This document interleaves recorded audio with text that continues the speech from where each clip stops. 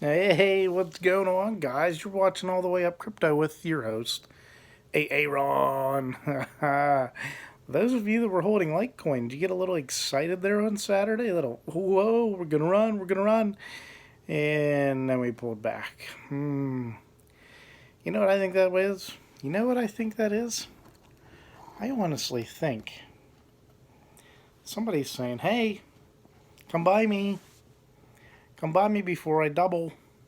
Before I double. Telling you, it's coming. It is coming. I'm hearing through multiple sources that Tuesday, May 8th, possibly May 9th, those 2 days are important days. Don't ask me why. I'm hearing from Twitter. I'm hearing from the psychics. I'm hearing from the remote viewers. I'm hearing from the technical analysts that sit there and look at charts all day. Yeah, it's coming, folks, and there's nothing we can do to stop it. So, probably one of the big things that people were talking about all over Twitter was about Warren Buffett. And you know what? He's right. He's right. Uh, you know, here's my take on Warren Buffett. Um, what he represents is the masses. Because let's face it, many of us watching this video right now, I'm talking to you sitting there, right there, you and you and you and you, that he has a lot more money than we do. Yeah, and he did it his way. He did it by investing in good quality assets, good quality companies. And he's right. That's a great way to invest your money. I think he's a genius. He researches them. He doesn't buy into crap. I mean, when he buys something, everyone else is following him because he's figured it out. Now, granted, he's made a lot of money on insurance, which is a good place to be because insurance companies make a lot of money. But the general public, and this is what I'm thinking, folks, when you and I are talking to someone, they're like Warren Buffett. They're thinking the way he's thinking about Bitcoin. And, you know, one of the things Warren Buffett said was that the internet and the .com was nothing more than a fad and it'll go away. He owns nothing in Amazon or Facebook or Google. The Berkshire Hathaway really doesn't have that in their portfolios, so to speak. But what they do have a lot of is American Express and MasterCard and Visa. Yeah, do you think he's going to talk nicely about Bitcoin? The problem is many people look at investing in Bitcoin or cryptocurrencies as an investment, like a stock. It's a completely different asset class. It's its own asset.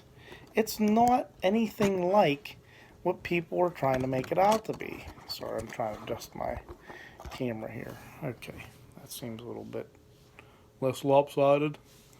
Like Warren Buffett's opinion of Bitcoin. Yeah, he didn't mention anything about or about the blockchain. He didn't mention anything about that. And honestly, folks, we have to think about here. Bitcoin created a new protocol.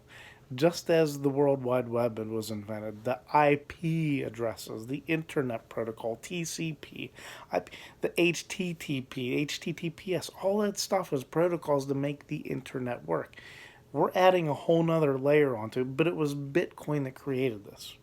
It was Bitcoin that said, let's do things decentralized. It was Bitcoin that said, let's disintermediate all this stuff. Let's make it trustless. Let's make it immutable. Those are the qualities of a very, very, very valuable asset, in my opinion. And I think if Warren Buffett and all those little people that do the investment and research stuff for him, I think they get it. But, Warren's getting pretty old, and I don't expect him to understand this stuff. If I'm talking to people that work in computer technology and they're still skeptical, it's because they haven't actually researched what this stuff is and what it's doing. You know, it's coming. The old system is dying and a new system is being built. Hands down. There's no way of getting around it.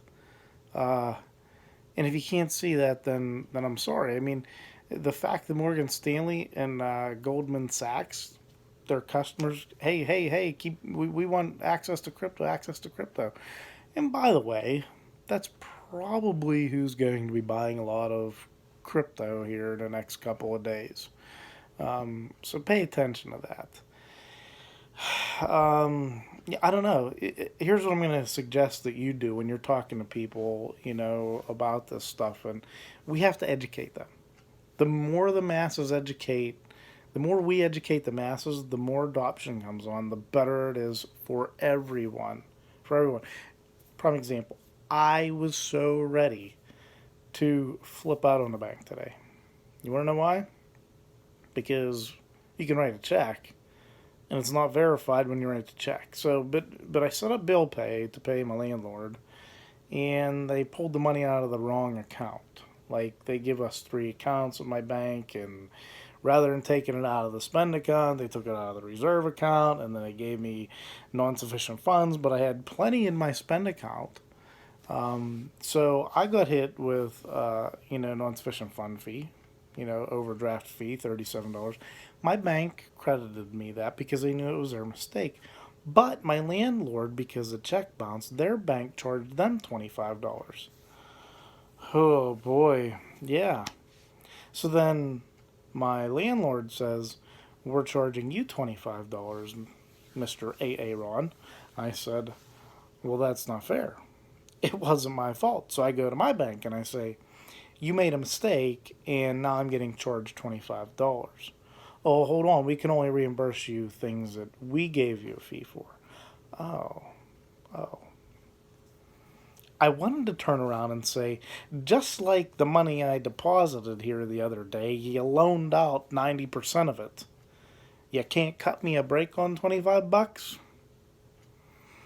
See, if that was crypto and I went to pay my landlord, it would say, "Hey, there's not enough funds in here for me to send all the money you want to send to your landlord."